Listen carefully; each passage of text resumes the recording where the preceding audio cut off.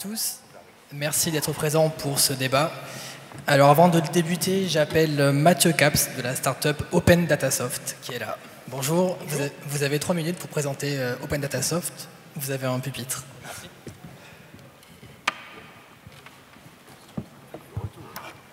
Bonjour, je suis Mathieu Caps, je suis en charge des affaires publiques pour Open Datasoft. Open Datasoft est une start-up parisienne qui édite un portail de collecte et de valorisation des données dans le but, pour le coup, de jouer sur la transparence des institutions qui remettent leurs données et surtout de favoriser la création d'applications innovantes.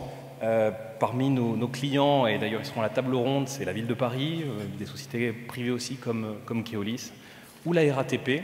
Le but est vraiment d'avoir un réseau social de la donnée qui permette de faire interagir ces données, de les rendre interopérables et surtout d'APIfier ces données pour que la communauté des développeurs, la communauté des startups puisse créer des solutions innovantes hors les murs. Donc des exemples très typiques avec des données de transport par exemple qui permettent de créer des applications mobiles. C'est le cas, et c'est grâce à Keolis Rennes qui a ouvert ces données, la possibilité de créer des applications voyageurs qui facilitent le déplacement des usagers rennais. Donc je vous invite à nous retrouver dans la salle au bar des startups, on pourra vous présenter la solution. On est présent un peu partout en France, on s'adresse à la fois au marché secteur public et aussi au marché secteur privé, en France et à l'international. Et on aura plaisir à vous montrer aujourd'hui comment on fait interagir les données, comment on les rend intelligibles et comment on peut générer aujourd'hui un certain nombre d'applications innovantes. Parce qu'on est convaincu qu'aujourd'hui, la Smart City est possible et uniquement possible avec l'Open Data. Merci. Merci.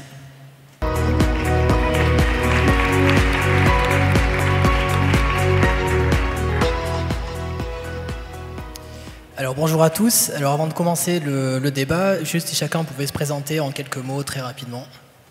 Je vous en prie. Bonjour à toutes et à tous. Donc, je suis Nathalie Leboucher, directrice stratégie, innovation et développement de la RATP depuis 10 jours. Voilà. Et auparavant, je travaillais chez Orange, notamment sur les sujets de Smart Cities. Très bien. Bonjour, Isabelle Dussutour, directrice Europe et internationale du pôle de compétitivité ID4Car, donc qui s'occupe de transport et mobilité.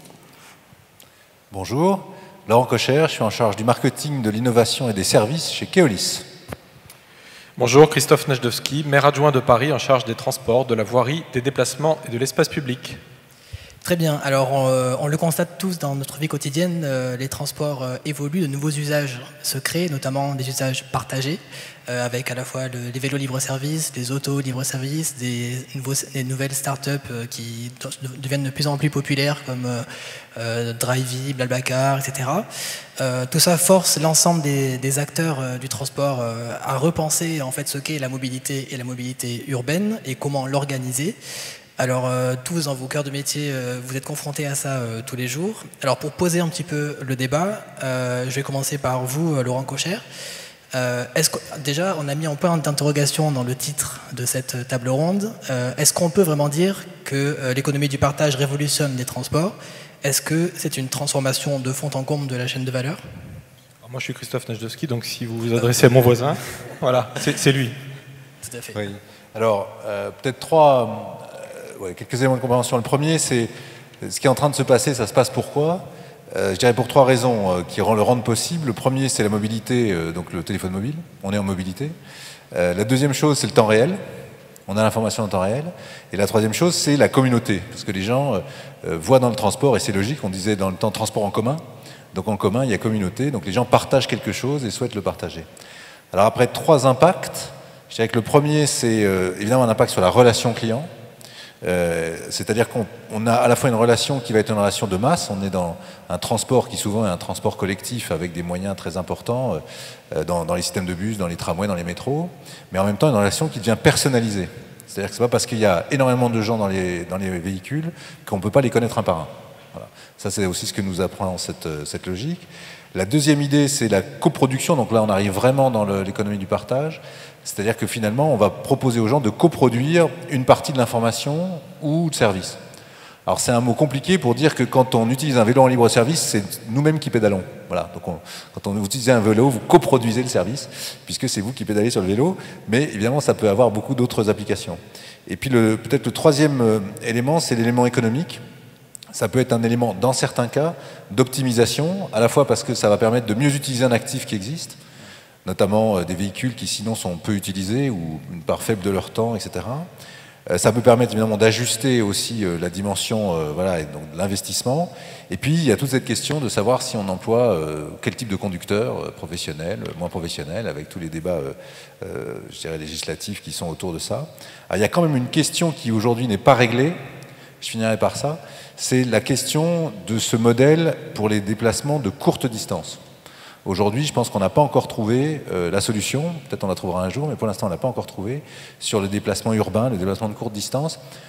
Ça ne veut pas dire que les gens ne le souhaiteraient pas, mais ça veut dire que du côté de ce qu'on appelle le supply side, c'est-à-dire des gens qui acceptent voilà, de faire fonction de transporteur pendant un petit moment, on n'a pas forcément encore aujourd'hui la façon de les mobiliser ou de les motiver.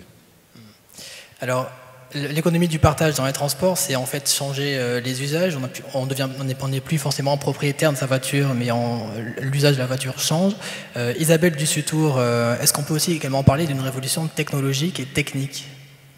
Oui, effectivement, nous, donc, un pôle de compétitivité, c'est un rassemblement d'entreprises, des constructeurs automobiles et autres, qui donc réfléchissent de manière extrêmement approfondie à la chaîne de valeur, puisqu'on voit bien que, comme vous le disiez, la valeur n'est plus forcément dans le véhicule lui-même, mais elle l'est beaucoup dans son usage et dans toutes les fonctions qui se greffent au véhicule. Donc on a effectivement cette réflexion-là. Donc on part de l'usage et on mène deux grandes séries de réflexions qui sont le véhicule commun, partagé, qu'est-ce qu'il va être, qu'est-ce qu'il va devenir ? Est-ce que ça va être le même qu'aujourd'hui? Est-ce qu'on doit le changer? Est-ce qu'on doit changer son mode de production, son mode de conception? Est-ce qu'on le co-conçoit beaucoup plus avec les usagers? Donc on a effectivement cette préoccupation-là.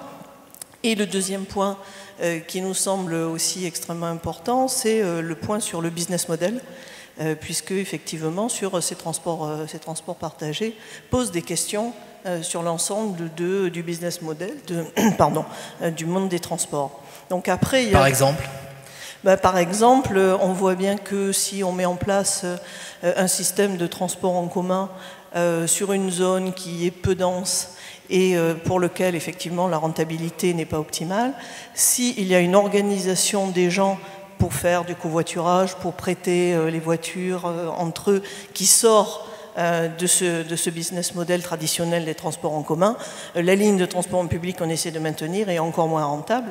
Donc du coup, l'organisateur de transport en public, à l'échelle d'une agglomération, doit prendre en compte, quand il programme ses transports, l'évolution de ces nouveaux modes qui sortent du circuit traditionnel de valeur des transports en commun. Alors, ce qui est intéressant aussi, c'est du point de vue industriel, c'est-à-dire comme l'usage de la voiture change, est-ce que les voitures de la voiture et d'autres modes de transport d'ailleurs, est-ce qu'aujourd'hui les voitures sont adaptées en fait à ces nouveaux usages? Et vous travaillez avec des entreprises pour repenser un petit peu les moyens de locomotion de demain? Exactement, donc vous parliez des technologies en introduction, donc effectivement on voit avec beaucoup de start-up, de PME qu'on fait coopérer avec des grands groupes automobiles et constructeurs de véhicules, comment on peut reconfigurer le véhicule particulier, c'est-à-dire qu'il soit une plateforme qui roule, de préférence, qui soit relativement confortable, mais qu'on puisse ultra personnaliser, qui en même temps soit très commune, basique, mais qu'on puisse personnaliser très facilement et dans laquelle on puisse intégrer très facilement tous les services qu'on va embarquer en fait dans son téléphone portable. Donc il y a une réflexion vraiment de fond sur le GPS, est-ce qu'il est embarqué, est-ce qu'il est débarqué, comment moi en rentrant je configure mon véhicule, je lui dis mes origines, mes destinations préférées, etc., etc. Donc on est en train d'essayer d'intégrer toutes ces technologies de communication et de personnalisation à l'intérieur des véhicules, que ce soit particuliers ou des véhicules de transport en commun. L'idée c'est de faire des véhicules urbains multifonctions? Aussi. Et est-ce que vous avez des exemples en fait de ça, de projets que vous avez en cours ou... On a un projet en cours qui est dans l'ouest de la France avec une collectivité, un constructeur de véhicules et des usagers pour reconfigurer un petit véhicule urbain qui servira pour les gens, avec une facilité énorme pour l'accès des personnes handicapées ou très âgées. Donc le véhicule se pose au sol, le fauteuil peut rentrer dedans. Et comme un fauteuil peut rentrer dedans facilement, on va lui faire rentrer dedans facilement des palettes, etc., etc. Donc on l'a très légèrement agrandi. Donc on a une espèce de minibus qui est reconfigurable, personnes vulnérables, usagers non vulnérables et transport de marchandises. Et qui peut être partagé donc. Et qui évidemment, il suffit de lui mettre une carte et puis un système de géolocalisation et il peut être partagé, oui. Alors justement, donc, ces nouveaux moyens, on n'en est aujourd'hui qu'aux prémices. Ils sont amenés à se développer considérablement à l'avenir. Et donc ça pose la question de la place des acteurs traditionnels du déplacement dans la ville. Alors je vais me tourner vers Nathalie Le Boucher de la RATP. Alors quand on parle des transports partagés, on dit que c'est nouveau, mais en fait pas tellement, parce que le bus, le tramway, le métro, c'est l'essence même du partage, parce que c'est les transports en commun, c'est la colonne vertébrale du transport urbain. Alors quand on est un acteur traditionnel comme la RATP, comment est-ce qu'on prend en compte ces nouveaux usages? Comment est-ce qu'on les articule dans l'offre existante? Oui, alors je vais essayer de vous montrer que la RATP est certes un acteur traditionnel, mais je crois que aussi la RATP essaie d'innover. Je vais compléter ce qu'a dit mon ami et ancien collègue Laurent Couchère concernant l'économie du partage. Donc je crois que l'économie du partage, c'est intimement lié effectivement à la révolution digitale, puisque c'est permis par le temps réel, l'immédiateté et toute la partie de communication qui est indispensable. Et puis également, c'est certainement un mouvement qui vient d'une prise de conscience lié au développement durable, hein, puisqu'on se rend compte qu'on est autrement dans une économie du gaspillage avec des consommations individuelles qui ne sont pas optimisées. Donc pour revenir à la partie traditionnelle, c'est vrai que les transports publics, c'est nativement une économie du partage, puisqu'on partage un bus, on partage des métros. Et donc nous, à la RATP, comme vous l'avez vu, on y travaille pour augmenter en permanence l'offre de transport, augmenter les fréquences. Ça s'est permis notamment par les lignes automatiques. Et donc de ce point de vue-là, on est un acteur traditionnel de l'économie du partage. Mais on est également un acteur innovant à plusieurs titres. D'abord parce qu'on essaie de travailler de plus en plus avec les autres formes de mobilité, donc avec les start-up. Vous avez certainement noté cet été que lorsqu'il y a eu les travaux de la ligne du RER A, on a travaillé pour des mobilités innovantes de substitution.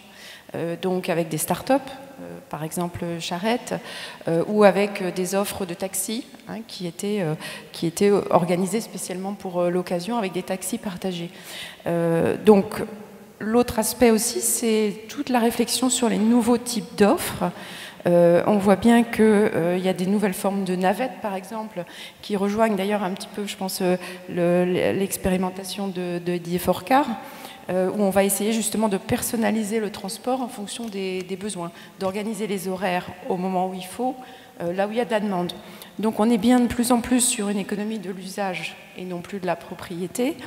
Et ça concerne non seulement le partage de l'objet, donc on voit bien, on peut chacun partager un Vélib, un Autolib ou d'autres types d'objets. On peut partager des trajets ensemble, ça c'est le principe par exemple du covoiturage, qui effectivement marche très bien sur les longues distances. On le voit donc avec Blablacar, mais qui a beaucoup plus de difficultés en covoiturage dynamique, et notamment parce que on est sur des petits trajets et des petites commissions, donc c'est assez compliqué à organiser, et du coup le business model n'est pas aussi évident que sur de la longue distance. Voilà. Et puis dans le partage, on est également sur celui des infrastructures. Et je voudrais citer un exemple qui me paraît particulièrement intéressant et qu'on va voir, de mon point de vue, beaucoup se développer, c'est tout ce qui concerne le partage des parkings. Donc tout ce qui est la notion de parking intelligent, où finalement, une grosse difficulté, par exemple dans Paris, c'est bien non seulement d'arriver à son point, mais ensuite de se garer. On considère qu'il y a un temps très important pris pour trouver une place de parking. Et donc avoir des systèmes avec capteur ou sans capteur, mais qui permettent de donner une information sur un smartphone qui va vous dire où sont les places disponibles dans les rues avoisinantes, ça c'est très intéressant. Et chez Orange, on avait travaillé avec Streetline, qui est donc un des acteurs qui travaille là-dessus, une start-up de la Silicon Valley. Et puis le dernier point, je voulais revenir à ce qui a été dit par Open Data Soft, c'est vrai que c'est le partage des données également. Voilà, donc économie du partage à plusieurs niveaux. Est-ce que ça nécessite un changement de culture au sein de l'entreprise, notamment de la RATP, de s'adapter à ces nouveaux usages? Et parce qu'en fait, les gens aujourd'hui, ils attendent plus de fluidité dans les transports. Quand ils veulent se déplacer, ils font leur marché aujourd'hui. Ils utilisent Drivey, ils vont prendre le métro, ou ils vont. Et on attend toujours plus de liens entre tout ça. Vous avez raison. Je crois qu'on a vu d'ailleurs dans les 10 derniers jours combien les salariés de la RATP étaient dédiés à la continuité du service et à la fluidité. Parce que je peux vous dire qu'avec le nombre de colis qui nous sont signalés, donc de colis suspects qui nous sont signalés tous les jours depuis le 13 novembre, extrêmement compliqué de maintenir une certaine cadence. Donc voilà, les gens sont très très dédiés à ça et à poursuivre. On voit bien que le trafic, je peux vous l'indiquer, est revenu quasiment à la normale. C'est-à-dire que le samedi, juste après les attentats, le 14, nous avions 50% de trafic. La semaine suivante, à peu près moins 10%. Et là, nous sommes quasiment en retour à la normale par rapport à l'an dernier, à la même époque. Donc on voit bien tous les efforts qui sont déployés. On voit que les gens reprennent donc les bus, les métros, les RER. Et je dois souligner que c'est très bien parce que je pense que quand vous prenez un ticket de métro, quand vous payez votre trajet sur un transport en commun comme la RATP, vous faites œuvre citoyenne et œuvre de développement durable, puisque ça nous permet d'investir dans des nouveaux modes plus durables. Et je parlerai peut-être tout à l'heure de notre programme Bus 2025, programme de bus électrique. Et pour justement organiser cette fluidité, est-ce que vous avez des exemples de partenariats? Est-ce que la RATP met en place des partenariats avec des startups, avec d'autres solutions de déplacement plus partagées? Alors je vous citais Charrette tout à l'heure, et puis on travaille donc avec d'autres acteurs de la mobilité. J'ai cité tout à l'heure les systèmes de type Vélib, Autolib. Il y a effectivement des liens, et mon rôle, c'est effectivement de renforcer ces liens. Et puis vous parliez de transformation interne. Je pense que le numérique oblige toutes les entreprises, quelles qu'elles soient, à se transformer en profondeur. On dit toujours que dans quelques années, les grandes entreprises seront toutes numériques ou elles n'existeront plus. Je crois que c'est assez vrai. Et cette transformation-là, elle passe également par nos salariés. Et donc cette acculturation du digital, on va la faire du sol au plafond à la RATP. Très bien. Alors, évidemment, tous les transports dans la ville, ça suppose des questions d'organisation, et là, c'est plutôt le rôle aussi également du politique.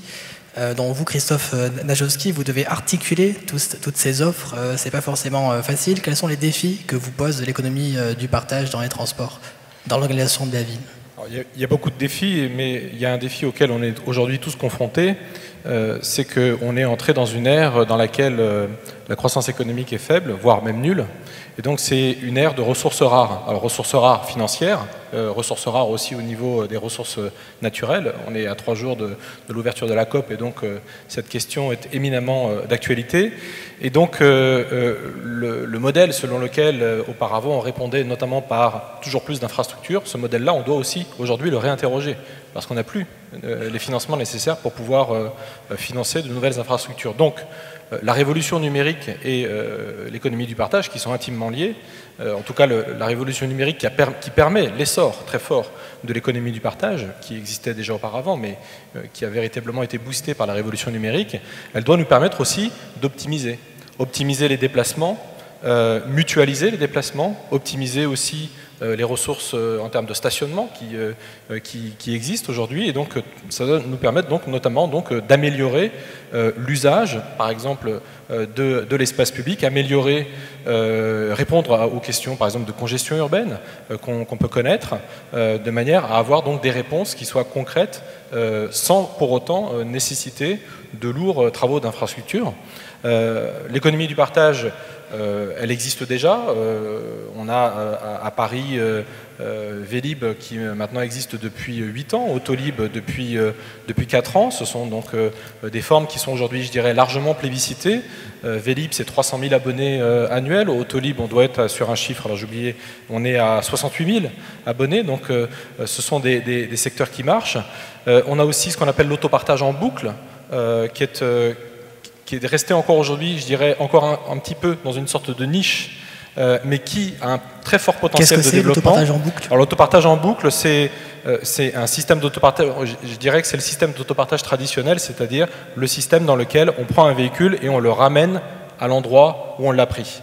Donc à la différence d'Autolib, qui est un système d'autopartage en trace directe, où on prend son véhicule et où on peut le déposer à un autre endroit. Cet autopartage en boucle aujourd'hui, à Paris, il est relativement marginal encore, puisqu'il ne concerne que 10 000 abonnés. Mais à Londres, vous en avez 160 000.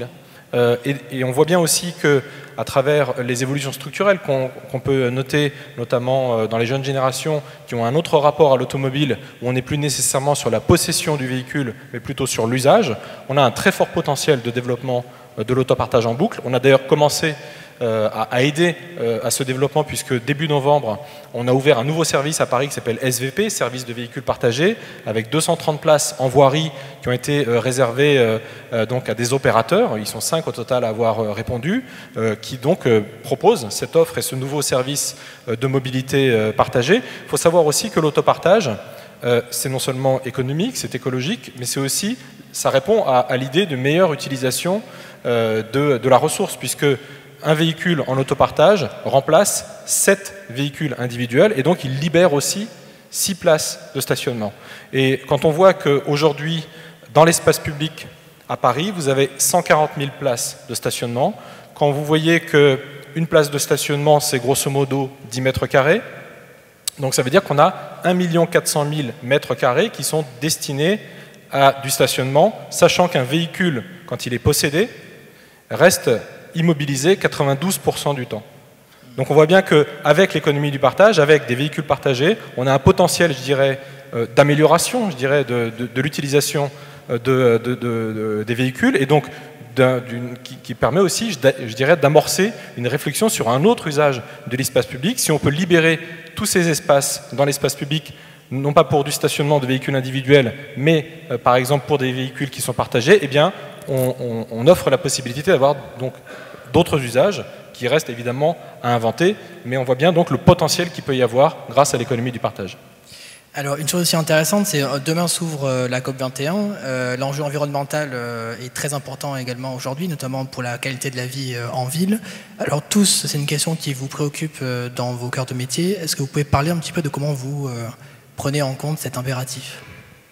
Qui veut en fait ? Oui, alors c'est effectivement un sujet à la fois d'actualité et un sujet de préoccupation permanent pour nous. Premier élément, c'est de dire que la conjonction des modes, et en particulier des modes électriques, nous on fait beaucoup de tramways, on fait beaucoup de métro automatique, on fait aussi beaucoup de vélos, on est le deuxième opérateur de vélos en libre-service en France, donc on voit bien que la conjonction des modes et d'aller vers des modes qui sont plus écologiques est un enjeu important.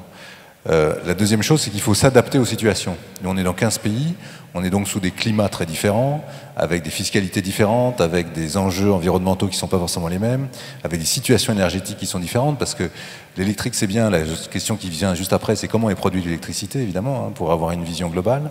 Donc, on a aussi ce regard de se dire, finalement, comment on adapte les choses et comment, dans notre rôle de conseil auprès des collectivités locales, des autorités organisatrices de transport, on peut leur apporter cette expérience et ce conseil. Alors après, l'idée générale qu'on peut donner quand même, c'est que globalement, faire préférer le transport public, c'est un acte écologique. Hein, il est certain que quand on prend les chiffres, en France, je crois que le transport, c'est 1/3 de la consommation énergétique. Là-dedans, il y a 1% pour le transport public et 50% pour les voitures particulières. Voilà, donc on voit bien le ratio. C'est certain que utiliser les transports publics, les transports en commun, c'est meilleur pour la planète que d'utiliser sa voiture tout seul en la conduisant. Ça veut dire aussi qu'il y a un effort à faire chez nous pour toujours améliorer l'offre, pour apporter une attractivité, pour apporter une réponse à la demande de mobilité des gens. Et en ce sens, on revient sur cette logique d'économie du partage, c'est-à-dire que la conjonction des moyens qu'on connaît, voilà, qu'on exploite, et de ces nouvelles mobilités est un enjeu très important pour que les gens puissent se passer finalement de leur voiture. Et ça, c'est ce qu'on appelle chez nous la multimodalité. On est un des acteurs importants de la multimodalité. C'est d'ailleurs un peu une spécialité française, la multimodalité, parce que quand, en particulier dans des grandes villes, on gère l'ensemble des moyens, ben, on est par définition en charge d'articuler ces moyens entre eux. Et ça peut être un réseau de bus, ça peut être un tramway, ça peut être un système de vélo en libre-service, ça peut être un système d'autopartage ou de covoiturage. Et ça, c'est aussi quelque chose qui est assez exemplaire au niveau international. Quand nous, on reçoit beaucoup de délégations étrangères, par exemple à Lyon, hein, qui est un très grand réseau Keolis, et on voit bien qu'ils sont très intéressés par ce côté multimodalité. Et donc ce qui est devant nous, c'est sans doute de voir comment on intègre, on articule dans cette logique de multimodalité de plus en plus de nouvelles mobilités. Alors justement, c'est une transition idéale pour parler un petit peu de l'avenir. Alors on va faire un exercice de prospection. Comment, aujourd'hui on est au début en fait de ça, il faut toujours organiser. Comment vous voyez les transports urbains dans 10 ans, dans 15 ans? Quelle sera l'économie du partage dans les transports? Bon, ben, je me lance, hein, même si on se rend compte qu'on a de plus en plus de mal à faire des prédictions, mais ben, je pense qu'indéniablement, et là je ne pense pas me tromper, ce sera encore plus connecté et, je l'espère, encore plus durable. Pourquoi? Parce qu'il y a une prise de conscience, comme c'était très bien expliqué auparavant, qu'on ne peut pas continuer sur les modèles précédents, c'est-à-dire que les modèles précédents, c'était des modèles capacitaires, on augmentait en permanence l'offre de transport, c'était le modèle des maisons en banlieue, hein, on en revient, et puis c'était également le modèle de la consommation au niveau environnemental, je dirais sans limite. Là, on se rend compte qu'avec l'augmentation de la population et avec la question du gaz à effet de serre, on est dans un système où on va vers une impasse si on ne réagit pas de façon très, très importante. Alors, qu'est-ce que fait la RATP dans cette réaction, dans ce mouvement? J'ai parlé du digital tout à l'heure et de l'innovation, mais sur le durable, je crois que c'est intéressant de savoir qu'on essaie de travailler sur tous nos leviers. Alors, quels sont-ils? Il y a d'abord le levier des modes de transport. Donc effectivement, passer à des énergies propres. Ça a été cité tout à l'heure, la question des bus électriques. Donc on a un programme sur lequel on travaille pour 2025, puisque la demande du STIF, c'est qu'il n'y ait plus de nouveaux achats de bus diesel. Mais notre objectif est bien d'avoir 4500 bus électriques à peu près en 2025. Donc ça, ce sont des investissements considérables parce qu'aujourd'hui, d'abord l'offre de bus électriques n'est pas encore complètement mature et on sollicite effectivement tous les industriels, notamment français et européens, pour y travailler activement, puisqu'on pense lancer des appels d'offres à partir de 2017, suite aux expérimentations qu'on mène actuellement. Donc en dehors de l'offre de matériel roulant, on travaille également sur tout ce qui est l'automatisation des lignes de métro. Je disais tout à l'heure que ça permettait d'améliorer les cadencements grâce au système de conduite, mais ça permet également de réduire la consommation énergétique de façon assez importante. L'autre aspect, c'est toute la récupération, par exemple, des énergies de freinage. Ça peut être l'utilisation de la géothermie. Je pense que c'est peut-être pas très connu, mais nous travaillons sur la géothermie, sur le prolongement de la ligne 14. Et puis, je voulais citer deux autres points. Tout ce qui est le remplacement par des LED de nos systèmes d'éclairage, c'est-à-dire 250 000 points, c'est-à-dire plus que la ville de Los Angeles, par exemple. Donc c'est un énorme programme qui va nous permettre de fortes réductions. Et également tout ce qui concerne nos bâtiments, puisqu'on est sur des bâtiments en conception éco-durable. Voilà, donc voilà quelques exemples, je pense qu'ils ne sont pas forcément très connus, des efforts que nous, en tant qu'entreprise citoyenne, on fait. Et je crois que, c'est pour ça que je faisais un appel tout à l'heure aussi aux usagers, je pense qu'effectivement les citoyens, en prenant les transports en commun, font effectivement œuvre de citoyenneté et montrent leur attachement à la durabilité. Alors juste pour revenir un petit peu sur l'économie du partage dans les transports, je voudrais rebondir sur ce que vous avez dit, Monsieur Kocher, tout à l'heure. Vous avez parlé de multimodalité, et la question en fait, qui se pose, c'est qui pour organiser ça? Qui pour organiser ces plateformes multimodales? À quel niveau? Est-ce que c'est local? Est-ce que c'est plus important? Peut-être quelques idées là-dessus, même si l'avenir c'est toujours compliqué à prévoir. Hein, presser c'est plus facile. Première chose, moi je pense, et ça c'est vraiment ma conviction propre, hein, on peut en discuter, mais qu'on va vers une intégration digitale. Ce que je veux dire par là, c'est que sans doute dans 5 ans, dans 10 ans, je ne sais pas, vous n'aurez pas sur votre mobile, sur votre première page, l'application Uber pour trouver Uber, Blablacar pour trouver Blablacar, la SNCF pour trouver un train, l'application Via Navigo ou de la RATP à Paris, etc. etc. Bon. Je pense qu'à un moment, il y a des gens qui vont effectivement intégrer ça en vous disant, vous voulez aller de là à là, très bien, et bien voilà les solutions qui s'ouvrent à vous, non seulement en comparaison, mais en combinaison. Et en vous disant, voilà combien ça peut coûter, voilà l'impact sur la planète, et voilà le temps que ça va prendre. Voilà. Et nous, Ce sera Google? Pardon? Ce sera Google? Alors, ça ne sera pas forcément Google. Google ne gagne pas à tous les coups, même si on a beaucoup de respect pour eux. Nous, ce qu'on fait, c'est qu'on propose une suite qu'on a annoncée qui s'appelle Plan Book Ticket, qui est, je dirais, la préparation de ça. La deuxième idée, je vais y revenir, c'est que finalement, la clientèle, l'audience, qui est un enjeu majeur quand vous voulez vous déployer dans le digital, elle est dans les transports publics. Quand on regarde dans l'ensemble des collectivités locales, une des applications, si ce n'est l'application qui a le plus d'audience, c'est l'application du transport. Parce que les gens ont besoin de l'information tous les jours, plusieurs fois par jour, pour connaître leur itinéraire, pour savoir si ça marche, pour savoir à quelle heure passe le prochain moyen de transport, etc. Et donc l'idée, avec ce qu'on a annoncé Plan Book Ticket, c'est de dire dans chaque ville, à la marque de chaque ville, on peut mettre en place cette application pour la mobilité, pour le transport. Elle démarre par le transport public. Elle permet d'avoir beaucoup d'audience. Là, on l'a déployée dans 7 villes depuis le début de l'année. On est à peu près à 200 000, plus de 200 000 visiteurs uniques mensuels.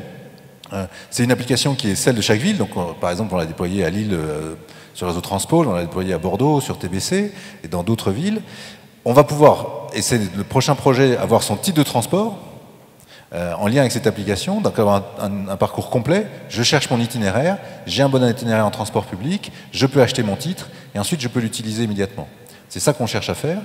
Et évidemment, ça, c'est une plateforme qui peut ensuite permettre d'intégrer de plus en plus de multimodalités et de plus en plus de solutions de mobilité. Avec cette logique d'audience et cette logique de combinaison. Donc je pense qu'effectivement qu'on va vers ça et nous on essaye d'y contribuer. Un autre exemple au niveau international, parler de Google, nous on s'est rapproché d'un acteur qui est une start-up qui s'appelle Moovit, qui aujourd'hui est plus gros que Google sur le transport, hein, puisqu'ils ont plus de 750 villes dans le monde, ils en ouvrent une par jour. Bon.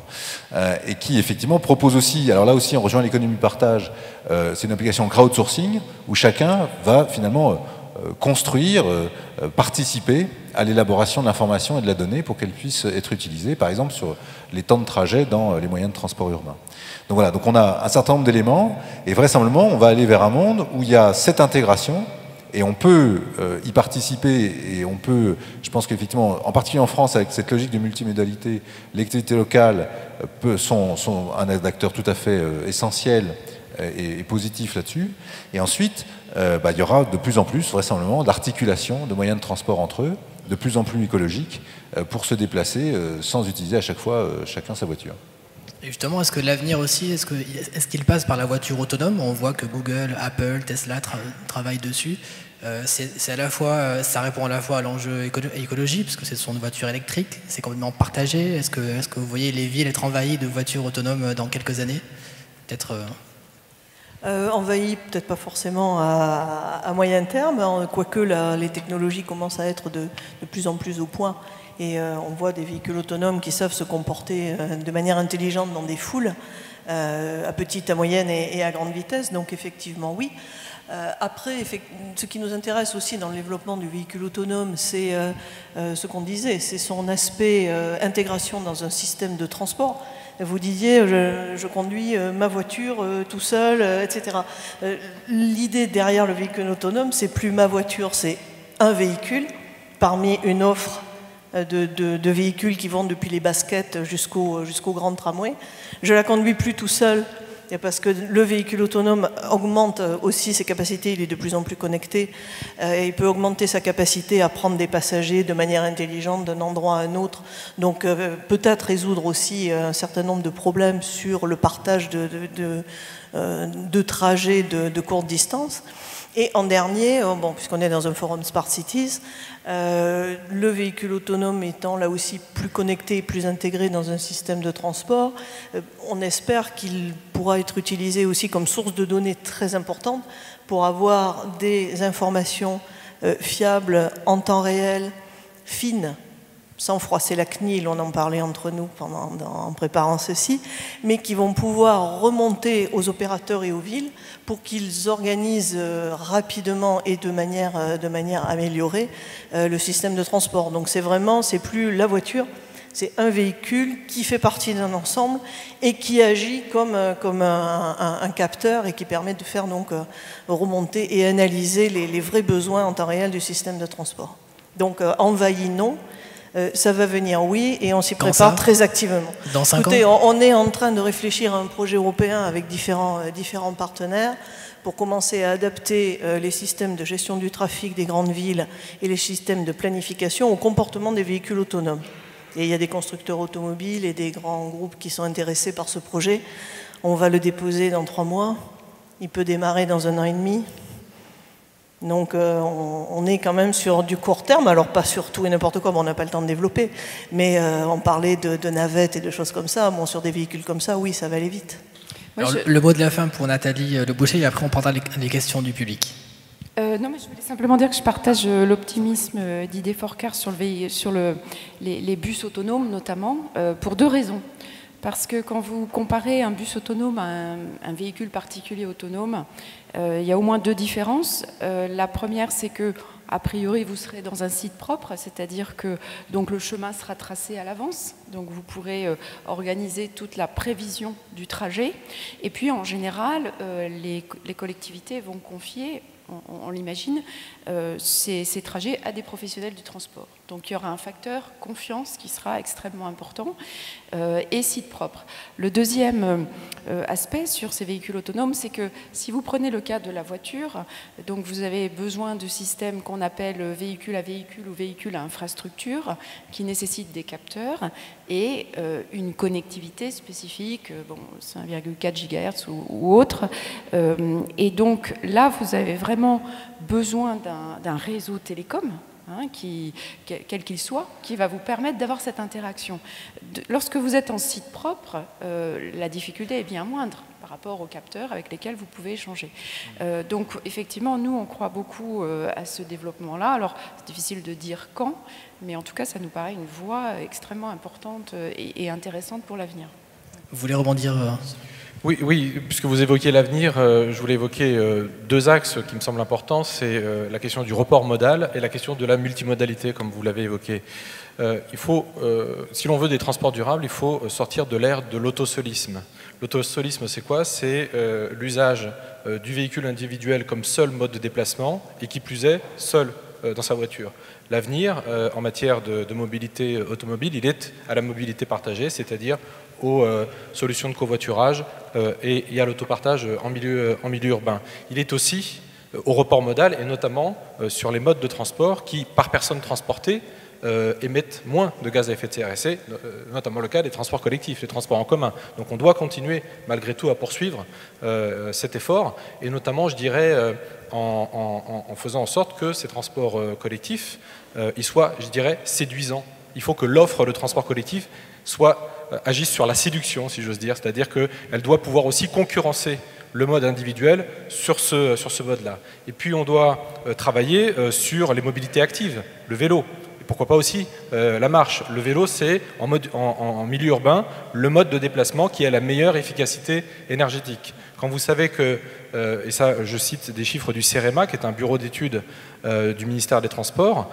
40% en agglomération, 40% des déplacements qui sont faits en voiture font moins de 3 km. Donc on voit bien aussi en termes de réduction des émissions de gaz à effet de serre, quel est l'enjeu sur la question du report modal. Et puis il y a la question de la multimodalité, c'est-à-dire sortir de l'autosolisme, c'est aussi donc être sur plusieurs modes de déplacement, et donc il y a également la question de l'intermodalité, c'est-à-dire, je dirais, l'interopérabilité entre les différents modes de transport, c'est-à-dire pouvoir passer d'un mode à l'autre, par exemple avec un même support billettique. Alors ça commence à se faire, par exemple on peut déjà avoir sur un même support billettique aujourd'hui son abonnement au Pass Navigo et à Vélib.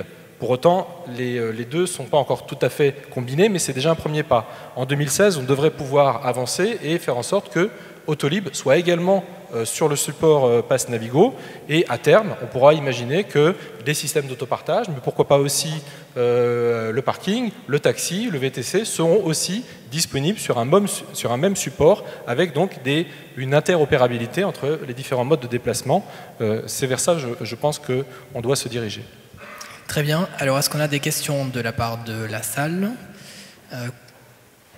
Comment on s'organise?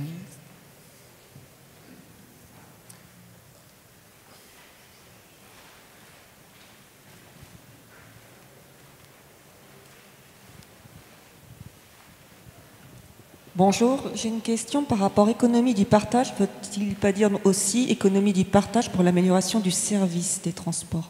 Parce que M. Nalowski a parlé tout à l'heure de séduction. Pour séduire l'usager, il faut une qualité de service.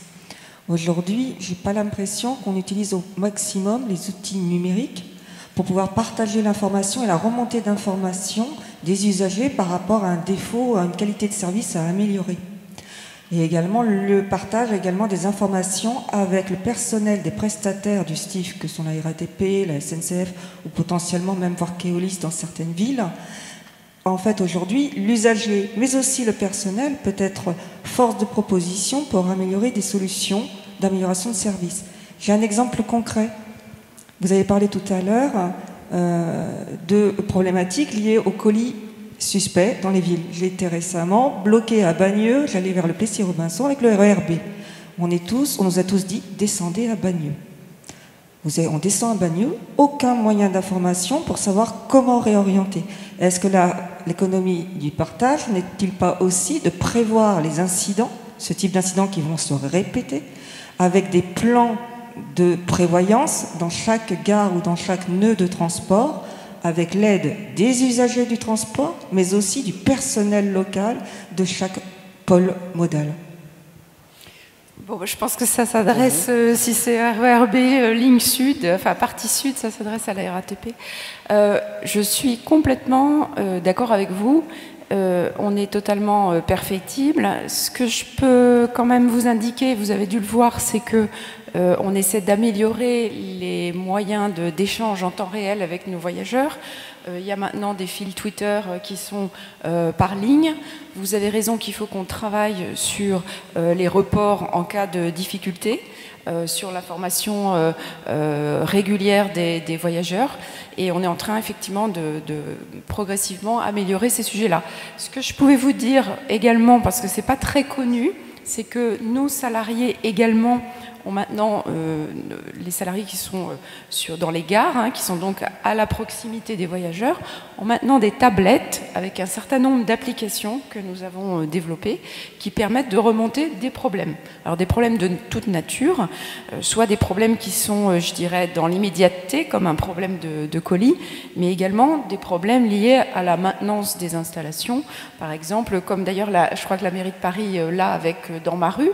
Donc on a un système similaire où quand on voit quelque chose qui est en mauvais état ou un problème dans une gare, on peut, les salariés de la RATP peuvent le signaler de façon à ce que ce soit réparé plus rapidement. C'est pas forcément très connu, on n'en fait pas beaucoup de publicité. Je pense que c'est un tort, on devrait davantage informer nos voyageurs sur un petit peu les coulisses de la maison. Alors, cela dit là-dessus, vous avez peut-être noté dans nos annonces récentes début novembre qu'il y avait maintenant un blog qui s'appelle RATP Scope et qui permet d'en savoir plus sur les coulisses de la RATP, comment on fonctionne et quels sont les outils, notamment digitaux, qu'on met en œuvre pour, vous avez raison, séduire toujours plus nos voyageurs. Et je le redis encore, il y a encore du progrès à faire, mais on est totalement engagé dans ce mouvement-là. Et je crois qu'avec l'ensemble des salariés qui ont une conscience très accrue du service public, et on le voit dans les difficultés actuelles, je peux vous assurer qu'en ce moment, c'est particulièrement compliqué et difficile d'assurer le service. Ça demande un courage également de nos salariés. Vous avez noté d'ailleurs leur dévouement total lors de la nuit du 13 novembre, puisque ce sont des bus RATP qui ont ramené les gens du Bataclan ou de Saint-Denis dans des conditions pas faciles. Donc il y a un courage qui est également physique en ce moment. Et je crois qu'il faut pas l'oublier, même si il y a encore des choses à faire. Très bien, alors malheureusement on est à court de temps. Peut-être une dernière question très rapide, si quelqu'un. Oui. Bonjour, je suis universitaire, donc je pense qu'il n'y a pas beaucoup de personnes qui sont dans la recherche académique. La question que je pose, c'est justement sur le futur justement de la Smart City et du transport en particulier. Est-ce que les problèmes de recherche sont identifiés? Est-ce que des projets de recherche sont lancés par les différents acteurs? Comment vous voyez justement cette collaboration avec la recherche? Et est-ce que les problèmes sont plus dans l'opérationnel stratégique, politique, ou aussi dans les verrous technologiques? Qui veut y répondre? Bon, je peux donner des éléments après, bon, puisque un pôle de compétitivité, il y en a un certain nombre en France, hein, il y a en région parisienne, le collègue de Mauvéo, où effectivement il y a des programmes de recherche qui sont, que vous connaissez certainement, qui sont en cours. Vous parliez du technologique, du politique, institutionnel, on ne va pas élaborer là-dessus, mais c'est vrai qu'une des orientations où on essaie de se sortir de la R&D entreprise ou entreprise Lablo, et dans le volet Smart Cities, d'intégrer les groupes, les Keolis, les RATP, les SNCF, les collectivités, pour réfléchir ensemble et aller vraiment directement de la technologie, la tester sur le marché, la co-construire avec les usagers. Donc oui, il y a des programmes de recherche, il y a l'ADEME qui en met aussi, il y a des programmes européens. Oui, on essaie de travailler plus et d'associer l'ensemble des acteurs. Et effectivement, il y a quand même une évolution du programme de recherche assez marquée vers le terrain, l'opérationnel et la co-construction de solutions. Alors, en 30 secondes, un sujet qui peut faire une conférence de 3 heures lui tout seul. Tout à fait. Très bien, merci beaucoup, merci à tous pour avoir assisté à cette conférence et merci à vous pour l'avoir brillamment développée.